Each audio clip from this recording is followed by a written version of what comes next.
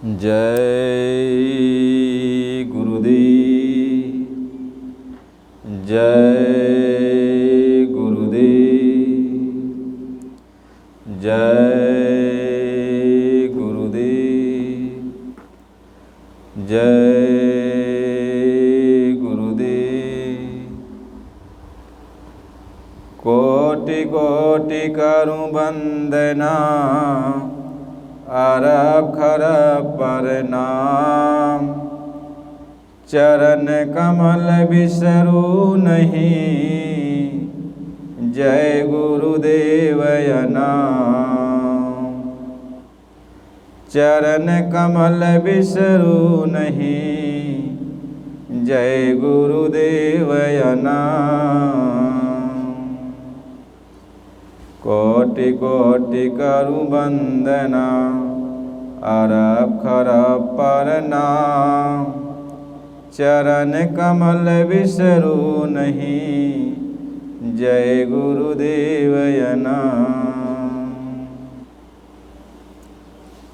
परम पूज्य स्वामी जी महाराज, आप सभी प्रेमियों, माता पिता नर नारी बच्चे बच्चियों, आप सब लोगों को सादर जय गुरुदेव। आप सब लोग सत्संग वचन को सुन रहे हो। मालिक की अपार दया और कृपा है। मालिक की दया कृपा से ये सत्संग सुनने का अवसर मिलता है। बिना उनकी दया के कुछ भी नहीं हो सकता। कहें तिनका टूटे नाही, बिना सतगुरु की दया। तिनका टूटे नाही, बिना सतगुरु की दया। अजहू चेत गंवार, जगत है झूठी माया। तिनका टूटे नाही, बिना सतगुरु की दया। अजहू चेत गंवार, जगत है झूठी माया। महापुरुष इस बात को समझा रहे कि यह संसार में जब सब लोग आ गए, मृतलोक में हम सब लोगों का जब जीवन हो गया, जन्म मरण के बंधन में हम लोग बंध गए, आवागमन का चक्कर ये चलता रहा, तो नाना प्रकार की सबको एक न एक दिक्कतें परेशानियाँ आती रहती हैं। बहुत सारे भाई बंधुओं हमेशा ये सोचते हैं कि मैं कोई भी काम करता हूँ तो मुझे असफलता क्यों नज़र आती है। हर काम में मैं उत्साह के साथ तो करता हूँ, लेकिन मेरा काम पूरा नहीं होता। निराशा ही निराशा आती है। और वो जब संत महात्मा के पास जाते हैं तो चाहे वो कहें या न कहें, लेकिन वो सत्संग सुनते हैं, लेकिन अंदर निराशा रहती है। और वो सोचते हैं कि सत्संग के माध्यम से हमें कोई ऐसी बातें मिल जाती ताकि हमारी निराशा आशा में बदल जाती, हमको भी कुछ आनंद मिलता, आराम मिलता। वैसे सत्संग में तो सबको आनंद मिलता है, लेकिन जब हमारे अंदर की कोई निराशा होती है, कोई बात रहती है, तो हम उसी बात को लेके सत्संग में बैठे रहते हैं। और जितना सत्संग सुनते हैं तो उसी में यही बात सोचते हैं, हमें कोई ऐसी बात मिल जाती जो मेरे प्रश्नों का उत्तर दे देती। महात्मा ये समझाते हैं कि बिना कहे जो आपके प्रश्नों का उत्तर दे दे, बिना कहे आपके प्रश्नों का उत्तर दे दे, बिना कहे आपकी शंकाओं का समाधान कर दे, बिना कहे सारी जो है जितनी गुत्थियाँ उसको सुलझा दें। महात्मा उसी को कहते हैं, संत उसी को कहते हैं। महापुरुष समझाते हैं कि कर्म प्रधान विश्व रचि राखा, और जो जस करई सो तसु फल चाखा। कहती है संसार में कर्म प्रधान है, और कर्म ही के द्वारा यह संसार रचा गया है। कहीं कर्म प्रधान विश्व रचि राखा, और जो जस करई सो तसु फल चाखा। और धर्म न दूसर सत्य समाना, आगम निगम पुराण बखाना। परहित सरिस धर्म ना भाई, और पर पीड़ा सम नहीं अधमाई। महात्मा हर बात को समझा रहे हैं कि आपका धर्म है सत्य को जानना, आपका धर्म है दूसरे की भलाई को करना, आपका धर्म है कि किसी को भी ठेस न पहुंचाना। यदि ठेस पहुंचा दिया मन से, वचन से, कर्म से, तो उससे बड़ा पाप और कुछ भी नहीं है। कहे मनसा वाचा कर्मणा कबीर सुमिरनसार, यानी मन से, वचन से और कर्म से यदि किसी को आप ठेस नहीं पहुंचाते हो तो जान लो आप मुक्त हो, आप मुक्त हो, आप परमात्मा के स्वरूप हो। इसलिए हमेशा ध्यान देना चाहिए कि अपने वचन पर कंट्रोल करें, अपने मन पर कंट्रोल करें, अपने कर्म पर कंट्रोल करें। यानी जो कुछ भी कहें सोच समझ के कहें, जो कुछ भी करें सोच समझ के करें, जो कुछ भी सोचें तो विचार करके उसको सोचकर बाहर निकालें। महात्मा समझा रहे हैं कि कटुक वचन है तीर, और मधुर वचन है औषधि। कटुक वचन हो तीर, श्रवण द्वार हवे संचरी। साले सकल शरीर, कहते मीठी बात औषधि का काम करता है, लेकिन कड़वी बात निकल जाए तो जैसे तीर लग जाता हो, दर्द करता, घाव करता है। ऐसे ही हम सबको सोचना चाहिए कि अगला इंसान जो सामने है, जो दुखी अवस्था में है, परेशानियों में डूबा हुआ है, हम उसके दुख और परेशानी को देख करके यदि दुखी नहीं होते हैं तो उस पर हंसी नहीं करें। उसको जो है हम तसल्ली देने के बजाय उसको उलझाए नहीं। महात्मा इस बात को समझाते हैं। स्वामी जी महाराज समझाते हैं कि अरे बच्चा, यह संसार है, यह एक दुखों का सागर है। कोई भी इंसान ऐसा नहीं है जो यहाँ पे जो है सुखी है। कहे तन धर सुखिया को ना देखा, तन धर सुखिया को ना देखा। और जिन देखा तिन दुखिया हो। कहते हैं जो भी इस मृत्युलोक में आया, सही धारण कर लिया, जीव जंतु से लेकर मनुष्य तक सभी दुखी हैं, सभी दुखी हैं। कहें तन धर सुखिया को ना देखा, और जिन देखा तिन दुखिया हो। राजा दुखिया प्रजा दुखिया, आ दुखी रंग विपरीती हो। कहते राजा भी दुखी, प्रजा भी दुखी, जो गरीब है, जिसके पास कुछ नहीं हुआ, तो दुखों का एक सागर है, उसके दुख का बयान ही नहीं किया जा सकता। कहते हैं दुख ही है, जो भी मृत्युलोक में आ गया, सही धारण कर लिया, उसको दुख है उठाना ही पड़ता है। महात्मा ये समझाते हैं कि तन धर सुखिया को ना देखा, और जिन देखा तिन दुखिया हो। राजा दुखिया प्रजा दुखिया, तपसी को दुख दूना हो। कहते हैं राजा भी दुखी, प्रजा भी दुखी, और जपी तपी ये भी दुखी हैं, सन्यासी सेवना ये भी दुखी हैं, सब दुखी हैं। कहें सुखदेव आचार्य दुख के डर से, कहें सुखदेव आचार्य दुख के डर से। और गर्भ से माया त्यागी हो। तन धर सुखिया को ना देखा, और जिन देखा तिन दुखिया हो। कहें सुखदेव मुनि जब वो जो अपनी माँ के गर्भ के अंदर थे और बाहर भगवान शिव जी का त्रिशूल पहरा दे रहा था कि बाहर निकले तो मार दूं। 12 साल बीत गया लेकिन वो बाहर नहीं निकले। सभी लोगों ने प्रार्थना किया, जब शिव जी से लोगों ने प्रार्थना किया, शिव जी ने त्रिशूल को वापस लिया और इसके बाद जब उनसे प्रार्थना किया कि आप बाहर निकलो, तो सुखदेव मुनि ने कहा कि हम बाहर तब तक नहीं निकलेंगे जब तक माया को हटा नहीं दिया जाए। तो 2.5 पल के लिए माया को हटाया गया था। उस समय जितने भी लोग जन्म लिए थे वो सब सिद्ध महात्मा बने। महापुरुष इस बात को समझाते हैं कि सुखदेव आचार्य दुख के डर से और गर्भ से माया त्यागी हो, साच कहो तो कोई ना माने, झूठ कहा नहीं जाई हो। और ब्रह्मा विष्णु महेश्वर दुखिया और जिन यह राह चलाई हो। कहीं ब्रह्मा जी, विष्णु जी और शिव जी भी ये भी दुखी रहते हैं। और इनकी कोई तपस्या किया तो ये वरदान दे दिए, वरदान देने के बाद वह अत्याचार किया।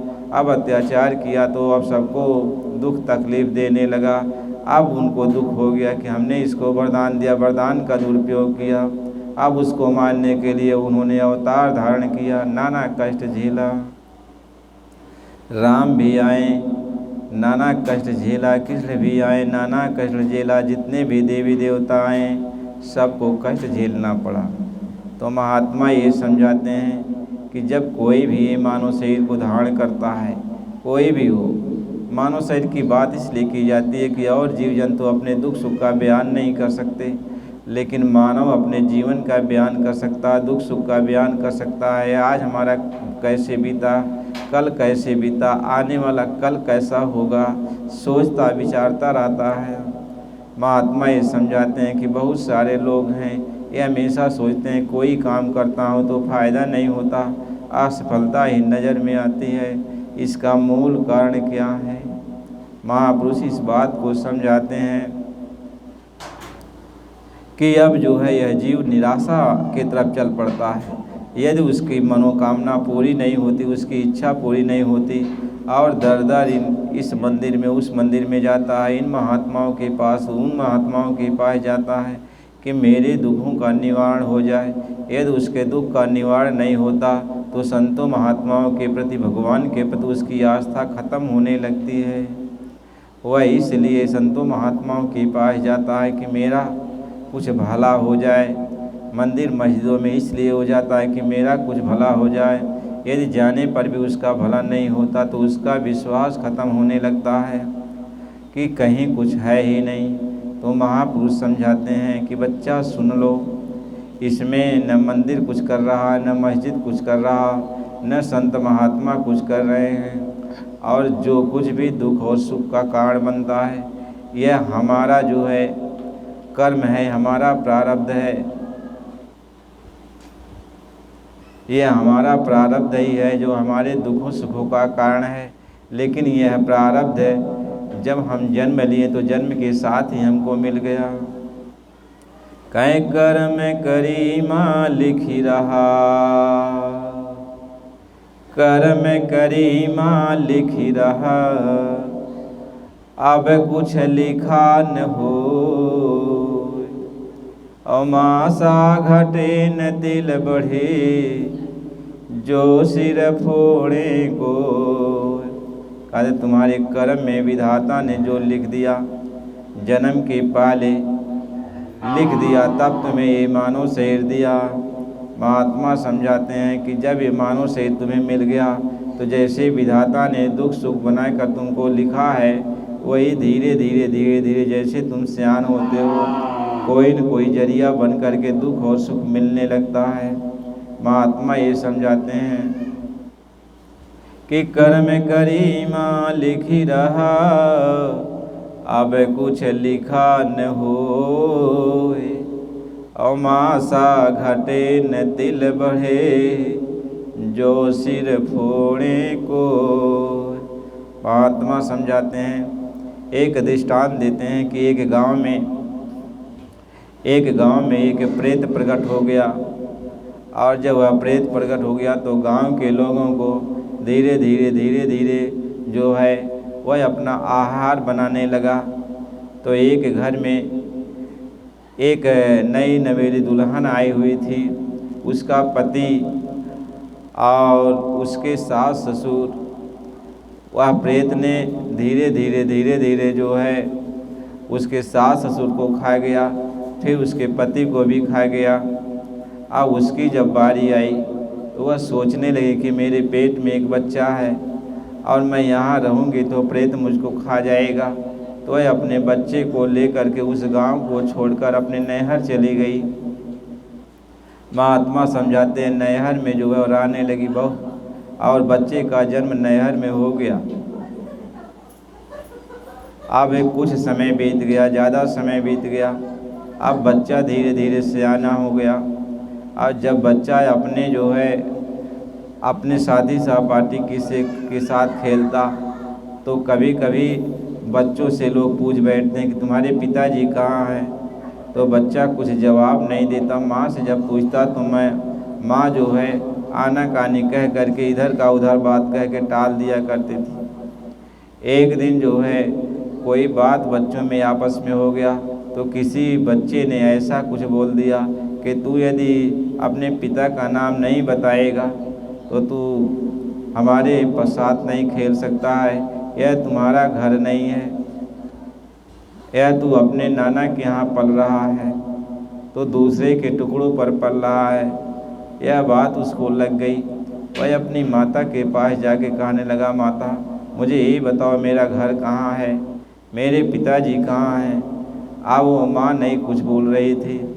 बहुत समझाई कि हाँ कि बच्चा यही तुम्हारा घर है, यही तुम्हारा सब कुछ है, तुम्हारे पिताजी परदेश गए हैं।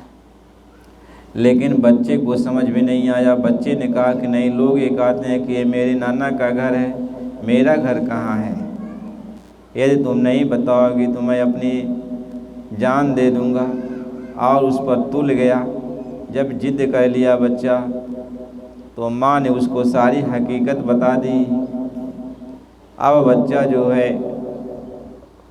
ये कहने लगा, माँ उस प्रेत के डर से तूने मेरी जान बचाई, लेकिन माँ मुझको यहाँ मेरे साथ रहने वाले बच्चे मुझे ताना मारते हैं। अब मैं कुछ भी हो मैं अपने गांव जाऊंगा। अब वो बच्चा अपने गांव चला गया और अपने घर में पहुंच गया। और जब घर में पहुंच गया तो प्रेत प्रकट हुआ। प्रेत ने कहा, तुम यहाँ मत आओ, यहाँ मत आओ, नहीं तो मैं तुम्हें खा जाऊंगा। उस बच्चे ने कहा, हे प्रेत देवता, आप मुझे मत खाओ, आप जो जो भी कहोगे हम तुम्हें बना बना के खिलाएंगे। प्रेत ने कहा, अच्छा ठीक है। तो प्रेत जो जो कहता सामान ला के प्रेत तो दे देता और बच्चा उसको बनाता, खूब बनाकर उसको प्रेत को भोजन कराता और प्रेत खाकर संतुष्ट रहता। एक दिन की बात है, बच्चे ने प्रेत से पूछा कि हे प्रेत देवता, आप रोज़ कहाँ जाते हो। तो प्रेत ने कहा कि देखो मैं ब्रह्मा के दरबार में जाता हूँ और ब्रह्मा जी वहाँ जो है सारे लोगों का लेखा जोखा अपने पास रखते हैं। तो ऐसे कुछ दिन बीत गया। तो एक दिन बच्चे ने कहा, हे प्रेत देवता, आप मुझे एक बात बताओ, क्या आप जो कुछ पूछोगे तो ब्रह्मा जी उसका जवाब आपको देंगे। वह प्रेत देवता ने कहा, हाँ ब्रह्मा जी मेरे प्रश्नों का जवाब देंगे। तो बच्चे ने कहा, हे प्रेत देवता, आज जब आप जाना तो ब्रह्मा जी से ये पूछ लेना कि हमारे जहाँ मैं रहता हूँ वहाँ जो ये बच्चा रहता है उसकी उम्र कितनी है। तो प्रेत देवता ने कहा, ठीक है हम पूछ लेंगे। तो प्रेत देवता वहाँ चल गया और ब्रह्मा जी से पूछा कि हे ब्रह्मा जी, जो हमारे यहाँ बच्चा रहता है उसकी उम्र कितनी है। तो ब्रह्मा जी ने कहा, उसकी उम्र 70 वर्ष की है।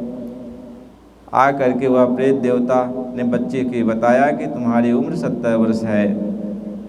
इसके बाद जो है दूसरे दिन जब वो जा रहा था तो ब्रह्मा जी से ये जो है प्रेत ने कहा, प्रेत से बच्चे ने कहा कि जाके आज पूछ लेना ब्रह्मा जी से कि हमारी उम्र में से चाहे 1 वर्ष घटा दें और चाहे 1 वर्ष बढ़ा दें। कहा ठीक है पूछ लेंगे। प्रेत जा कर के ब्रह्मा जी से कहा कि हे ब्रह्म देवता, वह बच्चा कह रहा है कि हमारी उम्र चाहे 1 वर्ष घटा दो चाहे 1 वर्ष बढ़ा दो। तब ब्रह्मा जी ने कहा कि नहीं, अब उसकी उम्र न रत्ती भर घट सकती है न रत्ती भर बढ़ सकती है, जो मैंने लिख दिया लिख दिया। कह कर्म करीमा लिख रहा, अब कुछ लिखा न हो, अमासा घटे न तिल बढ़े, जो सिर फोड़े को। काहे कितनों कोई परिश्रम करता, कुछ भी करे, लेकिन जो ब्रह्मा जी ने टाँकी मार दिया अब वही होगा। इसके बाद क्या हुआ, प्रेत ने आकर बताया कि ब्रह्मा जी ने कहा कि न 1 वर्ष घट सकता है न 1 वर्ष बढ़ सकता है। दूसरे दिन प्रेत फिर चला गया और उससे कहा कि भोजन बना के रखना। अब बच्चा ने भोजन नहीं बनाया, केवल जो है चूल्हे में लकड़ी डाल दिया, बड़ी बड़ी लकड़ी। और जब प्रेत वापस आया, कहा हमको भोजन दो, तो बच्चे ने कहा आज भोजन नहीं बना है। तो प्रेत ने कहा कि भोजन नहीं बना है तो आज तुझे ही खाऊंगा। तो बच्चे ने कहा आओ मुझको खाओ। उसके बाद वह प्रेत खाने के लिए जब बच्चे को दौड़ा तो बच्चे ने चूल्हे में जो है आग लकड़ी डाला हुआ था, जो लकड़ी जल रही थी, उस जलती हुई लकड़ी को बाहर निकाला। कहा कि ये प्रेत देवता, जब ब्रह्मा जी में इतनी सामर्थ्य नहीं है कि मेरी 1 वर्ष उम्र घटा सके या बढ़ा सके, तो तुम्हारी क्या मिजाल है, तुम उसको खाएगा। वह लकड़ी लेकर आग लेकर दौड़ा और प्रेत वहाँ से भाग गया, फिर दोबारा नहीं आया, उस गांव को छोड़ दिया। महात्मा इस बात को समझाते हैं। तब वह अपनी माता को बुला कर ले आया और उसके बाद धीरे धीरे गांव के लोग जो बचे हुए थे वो भी अपने गांव में आने लगे। तो महात्मा ये समझाते हैं, एक कर्मों का विधान है, जो हमने बोया है वही हमको उठाना पड़ता है। कहीं बोए पेड़ बबूल का अम्बे कहाँ ते खाए। तो जो हमने अपने जीवन में अच्छा बुरा किया, जो बिया बोया है वही हमें खाने पीने को मिलता है, इसमें किसी का दोष नहीं है। अब महात्मा ये समझाते हैं, सवाल ये पैदा होता है तो क्या इससे जो है हमारे दुख का कभी छुटकारा नहीं होगा। तो महापुरुष समझाते हैं दुख का छुटकारा होगा। वह दुख कम किया जाता है, उससे आपको बर्दाश्त करने की ताकत दे दी जाती है। यह मानव शरीर में यही एक खूबी है कि आपके ऊपर दुख यदि आया है तो वह दुख आपका ख़त्म हो जाएगा। आप का दुख खत्म हो जाएगा, यही मनुष्य शरीर में एक खूबी है। वो कैसे ख़त्म हो जाएगा, महापुरुष समझाते हैं कि जब आपने दुख को आप किसी से कहना शुरू कर दोगे, जब दुख को कहना शुरू कर दोगे तो आपका दुख हल्का होना शुरू हो जाएगा। और जब आप हल्के हो जाओ तो आप महात्माओं के पास चले जाओ, सत्संग में जाओ, सत्संग सुनो। जब सत्संग सुनने लगोगे, यानी अपनी बात अपने तक नहीं रखना चाहिए। यदि दुख पड़ गया तो उसको कह के हल्का कर लेना चाहिए। और हल्का जब हो जाए, तुम्हें सोचने विचारने की ताकत मिल जाए, तो सीधे महात्माओं के सत्संग में जाना चाहिए। और जब सत्संग में जाओगे तो सत्संग जल जब कोई पाए, और मैलाई सब कट कट जाए। कहते सत्संग का जल जब मिलने लगेगा तो जो कर्मों की मैल है वो कट जाएगी। केवल संत के पास ही वो ताकत होती है जो कर्मों में फेर बदल करते हैं, जो कर्मों में फेर बदल करते हैं। महात्मा इस बात को कहते हैं कि संत की शरण में लिखा नसीब को मिटी डाला। आप कहोगे कि संतों के पास इतनी सामर्थ्य होती है। महात्मा समझाते हैं बहुत बड़े वो सामर्थ्यवान होते हैं। कहें समर्थ को नहीं दोष गोसाई, समर्थ वाला वो मालिक कुछ भी कर सकता है। महात्मा इस बात को समझाते हैं। अब वो मालिक समर्थ पुरुष है, वो जो है संत महात्मा समर्थ होते हैं। जैसे गौतम ऋषि जी अपनी पत्नी अहिल्या को जब श्राप दे दिए कि त्रेता युग में भगवान राम आएंगे और तुम्हारा उद्धार करेंगे, तो अहिल्या ने कहा कि हे स्वामी अभी तो ये सतयुग चल रहा है, सतयुग के बाद द्वापर आएगा, तब त्रेता आएगा, तब फिर जो है कितने युगों तक हम ऐसे पड़ी रहेंगे। और वही सतयुग का लास्ट चरण था। तब उन्होंने विचार किया, तो गौतम ऋषि ने विचार किया कि हे अहिल्या, इसमें तो तुम्हारा कोई दोष नहीं था और सारा दोष तो इंद्र और चंद्रमा का था। तो ठीक है, हम तुम्हें जो है आशीर्वाद देते हैं कि त्रेता युग में भगवान राम आएंगे और तुम्हारे ऊपर जब अपना पैर रखेंगे तो उनके रज कमलों से तुम्हारा उद्धार हो जाएगा, तुम फिर मेरे लोक को चली आओगी। तो जब यह प्रश्न अहिल्या ने किया कि स्वामी जी, अभी तो सतयुग है, फिर द्वापर आएगा, फिर त्रेता आएगा, तो इतना समय तक हम आपसे दूर रहूँगी। तो गौतम ऋषि ने कहा कि बात तो तुम ठीक कहती हो, लेकिन आज मैं तुम्हारे लिए विधि के विधान को बदल देता हूँ। और उसके बाद जो है गौतम ऋषि ने अपने तप के बल पर जो है एक युग को ही बदल दिया और कहा कि अब द्वापर जो है बाद में आएगा, त्रेता पहले आएगा। सतयुग के बाद त्रेता आ गया, अब जो है त्रेता आ गया। अब उन्होंने एक युग को परिवर्तन कर दिया। महात्मा ये समझाते हैं कि महात्माओं में वो ताकत और सामर्थ्य होती है। कहीं रवि का तेज घटे नहीं, जो कोटि जुड़े घमंड, और साध वचन पलटे नहीं, जो पलट जात ब्रह्मांड। यानी सब कुछ बदल सकता है, लेकिन महात्माओं के जो वचन हैं यदि वो चाह ले तो उनके वचन नहीं पलट सकते।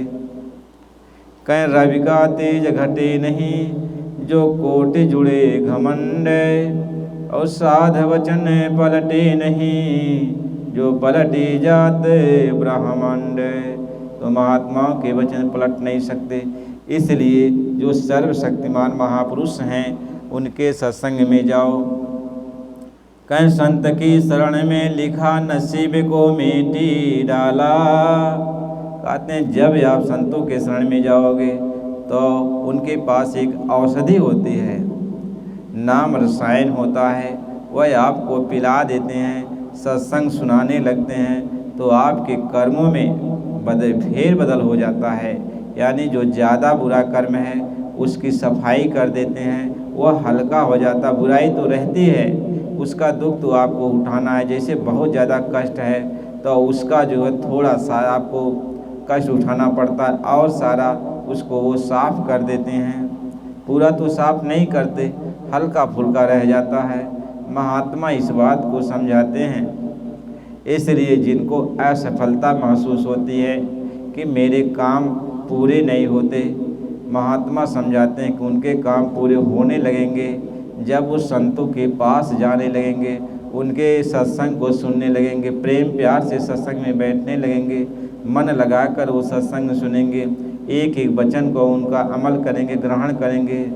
जैसे चकोर चंद्रमा की तरफ निहारता है, वैसे उनका सारा ख्याल सत्संग की तरफ लग जाए, महात्माओं की तरफ लग जाए, उनके दर्शन की तरफ लग जाए, तो कितनों बुरा से बुरा व्यक्ति है, कितनों कर्मों के बोझ से दबा हुआ है, तो धीरे धीरे धीरे धीरे वह निर्मल हो जाता है, साफ हो जाता है।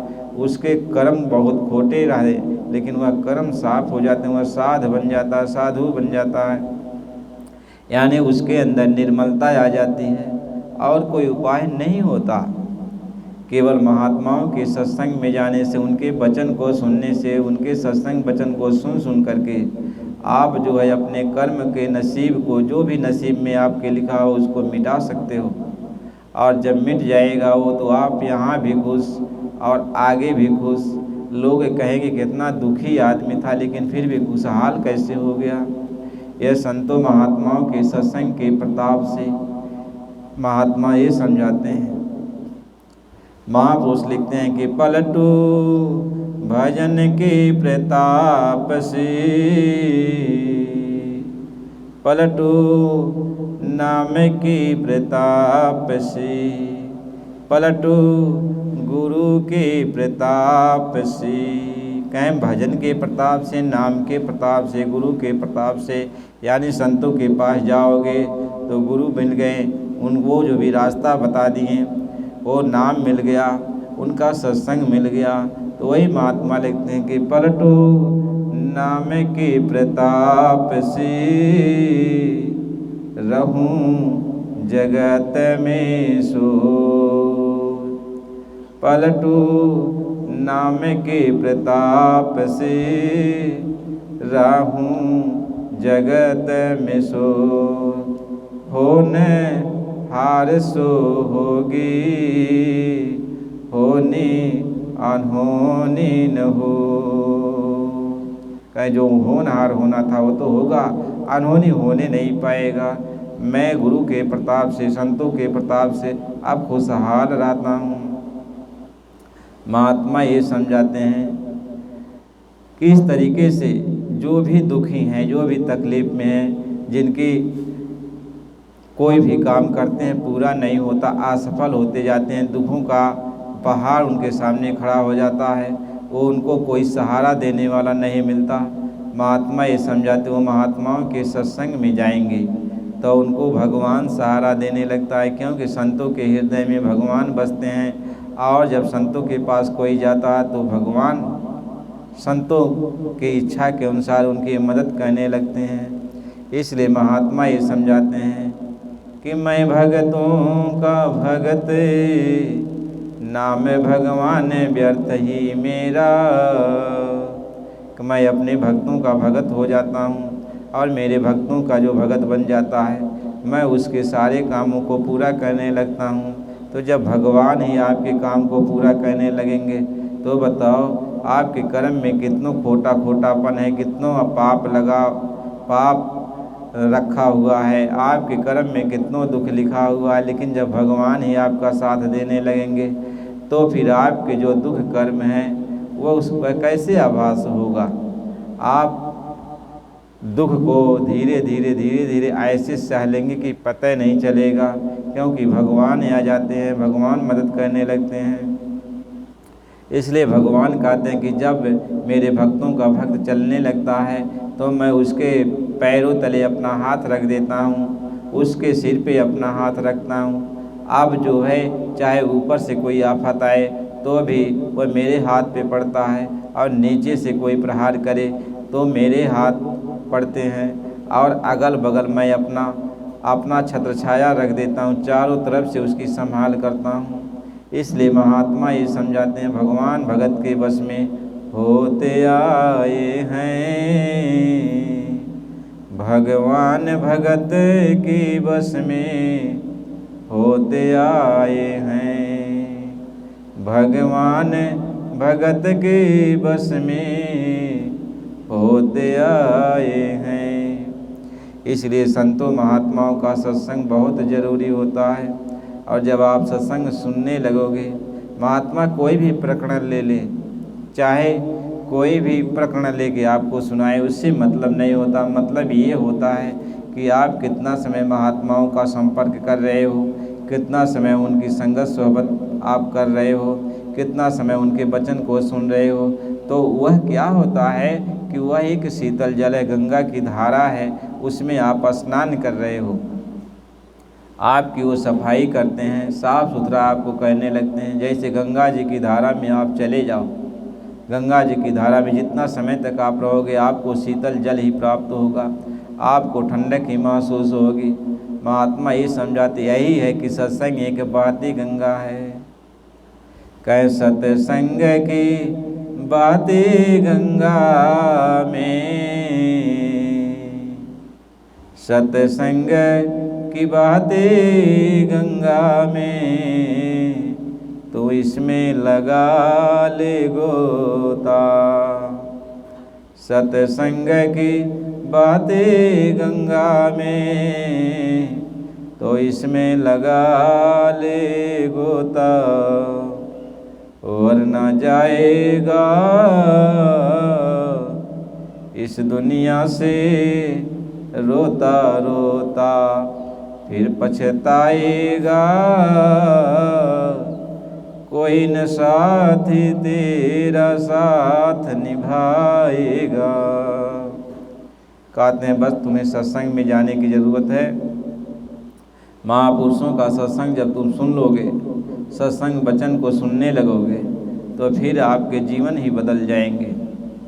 इसलिए महात्मा लिखते हैं कुछ दीन कमा कुछ दुनिया कमा। दीन दुनिया दोनों कमा ले, दीन दुनिया कमा ले, सब कुछ बाल बच्चों की सेवा कर ले, परिवार समाज की सेवा कर ले, यहाँ भी अपना बना ले और आगे चल के भी अपना बना ले, यहाँ का भी बना ले और परलोक का भी बना ले। कहते हैं कुछ दिन कमा कुछ दुनिया कमा, कुछ हरि के हेतु लगा बाबा।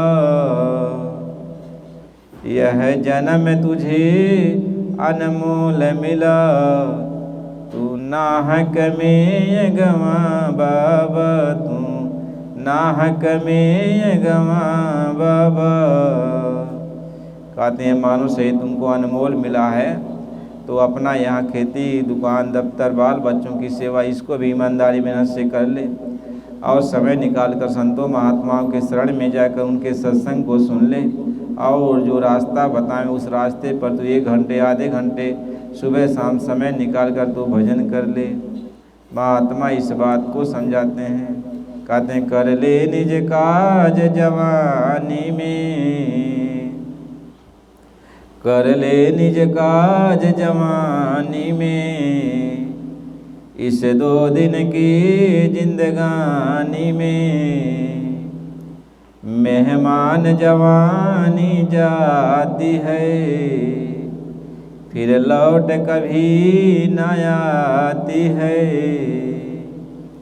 आए मूर्ख किसे मत खो देना, तू किससे और कहानी में। कर ले निज काज जवानी में। कहते जब तक तुम्हारे शरीर में बल है ताकत है, जब तक शरीर तुम्हारा काम कर रहा है तब तक तू मालिक को याद कर ले, नहीं तो जब शरीर काम नहीं करेगा तब तू मालिक को याद नहीं कर पाएगा। इसलिए जो भी समय मिला है उस समय हमें मालिक को याद कर लेना चाहिए, मालिक की भक्ति कर लेना चाहिए। महात्मा इस बात को समझा रहे हैं। यह दुनिया 2 रोज की है, आज है तुम्हारे सामने, कल रहेगी कि नहीं रहेगी। क्या यह दुनिया है 2 रंगी, यह दुनिया है 2 रंगी, पल में पलटी जाए।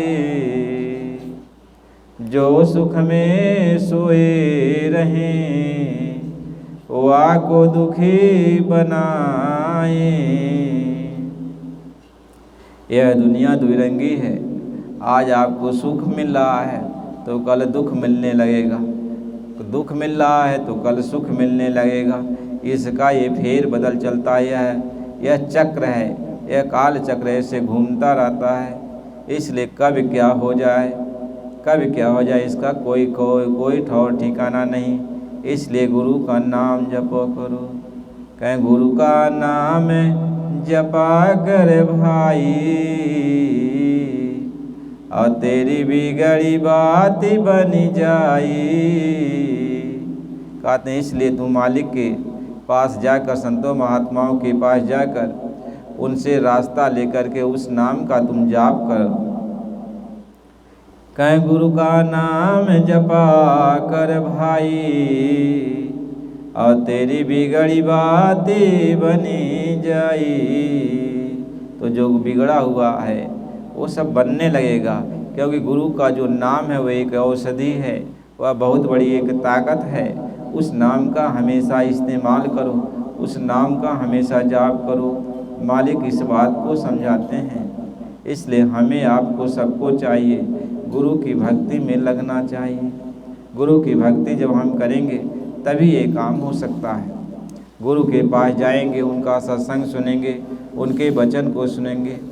देखो आपको ये मालूम है कि 5 पांडव, सबको ये मालूम है कि 5 पांडव भगवान कृष्ण के रिश्तेदार भी लगते थे और उनके सखा भी थे, उनके मित्र भी थे।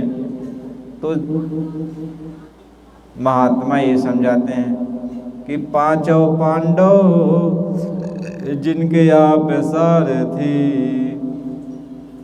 5 पांडव जिनके आप सारथी, और ते ऊपर विपत्ति पड़ी। कहते हैं भगवान जिनके साथ मिलाते थे, भगवान जिनके साथ मिलाते थे, हर जगह उनकी मदद करते थे, उनके ऊपर भी विपत आई, लेकिन भगवान के समझाने बुझाने से, भगवान की दया कृपा से वो हर विपत से छुटकारा पा गए। जहाँ बड़ी बड़ी ऐसी मुसीबत आने लगी, भगवान वहाँ खड़े हो गए। जब जंगल में जो है दुर्वासा ऋषि पहुँचते हैं और पांचों भाइयों से कहते हैं कि मैं अपने शिष्य मंडली के साथ आया हूँ और तुम्हारे यहाँ भोजन करूँगा, तो पांचों पांडव बहुत सोच में पड़ गए और वो चले गए। दुर्वासा ऋषि स्नान करने गंगा जी में स्नान करने अपने शिष्यों के साथ चले गए। अब इधर जो है द्रौपदी जो है भोजन बनाकर सबको खिला पिला करके जो है भोजन ख़त्म हो चुका था। अक्षय पात्र जो सूर्य भगवान ने दिया था वो ख़त्म हो चुका था। अब उस समय जो है दुर्वासा ऋषि पहुँचे थे, तो दुर्वासा जी जन्म से ही क्रोधी थे और उनके यदि कोई कहीं सम्मान नहीं मिलता तो उनको क्रोध आ जाता था, उनको श्राप दे देते थे। और दुर्वासा का श्राप तत्काल जो है वो सही हो जाता था। तो सब पांचों पांडव डर रहे थे कि आज दुर्वासा ऋषि आ गए और भोजन भी नहीं, अक्षय पात्र भी खाली हो गया। द्रौपदी जी से लोगों ने पूछा कि अक्षय पात्र कहाँ हैं? द्रौपदी ने कहा कि मैं भी खा चुकी। तो जब द्रौपदी बनाने वाली खा ली तो अक्षय पात्र की महिमा ख़त्म हो जाती है। महात्मा ये समझाते हैं। सब लोग जो है सोच में पड़े हुए थे और सोच करके तब भगवान को याद करने लगे, कृष्ण भगवान को याद करने लगे कि अब आप ही मुझको बचाओ, अब आपके सिवा हमारा कोई संगी साथी नहीं है। तब भगवान कृष्ण ने सोचा कि अब पांचों पांडव के ऊपर विपत पड़ गई है, ये दुर्योधन कपटी जो है ये दुर्वासा ऋषि को भेज दिया इन सबको श्राप देके भस्म करने के लिए। तो भगवान कृष्ण पहुँच गए और इधर दुर्वासा ऋषि स्नान कर रहे थे और भगवान कृष्ण तब तक पहुँच गए पांचों पांडव के पास जंगल में। और जंगल में जैसे पहुँचे तैसे भगवान कृष्ण ने कहा कि मुझे बहुत भूख लगी है, अब मुझे भोजन कराओ।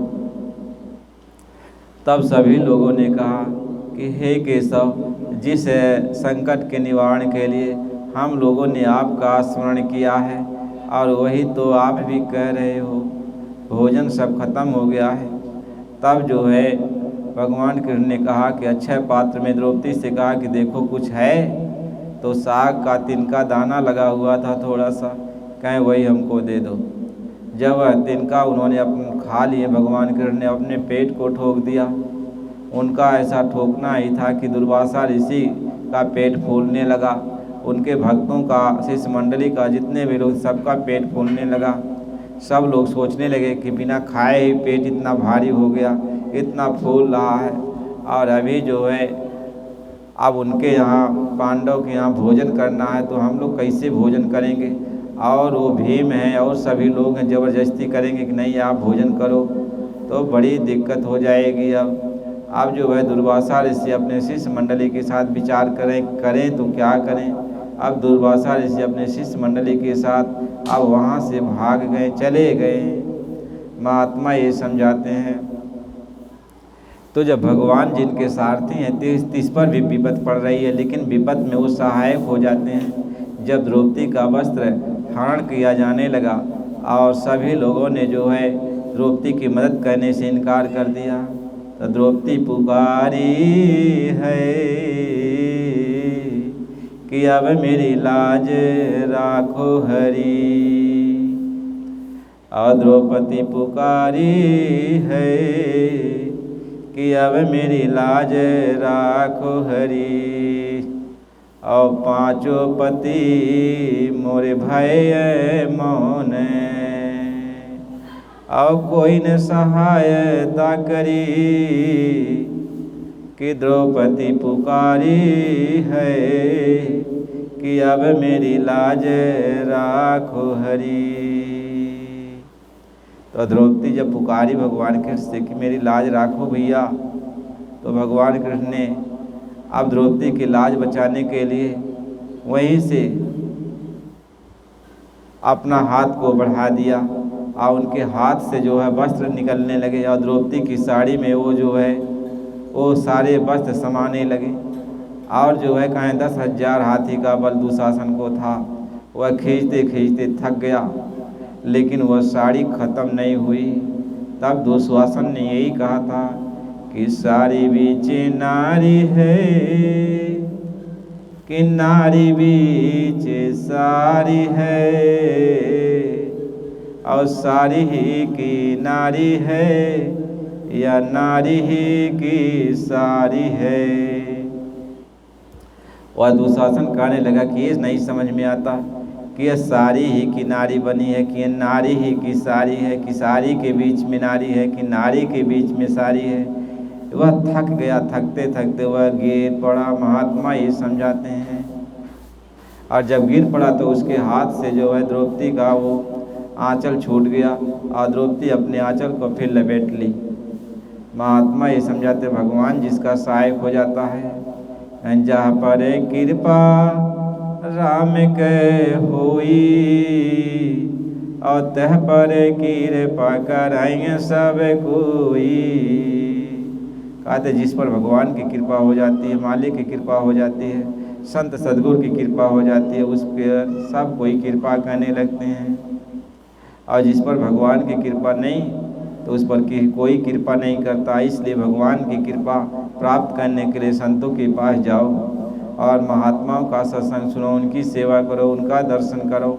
और महात्माओं के दर्शन से, उनकी सेवा करने से, उनके सत्संग को सुनने से कर्मों की मैल धीरे धीरे साफ हो जाती है और जो कुछ भी दुख आया है वह दुख धीरे धीरे सुख में बदल जाता है।